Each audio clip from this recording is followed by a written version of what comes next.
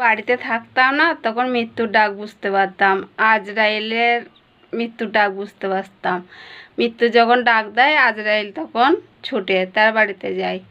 কিন্তু এই জামতারা এসে না কব্বরের ডাক জানতে পারছি, কব্বরের ডাক বুঝতে পারছি। হ্যাঁ, জামতারা এই পলাশডাঙ্গায় যখন আত্মহত্যার রুহু কাঁদে না, তখন আত্মহত্যা করে মৃত্যু হয়। যখন অ্যাক্সিডেন্টের রুহু কাঁদে না, তখন অ্যাক্সিডেন্ট হয়। যখন রোগে রুহু কাঁদে না, রোগে যারা মরে গেছে তাদের রুহু কাঁদলে না রোগে মরে।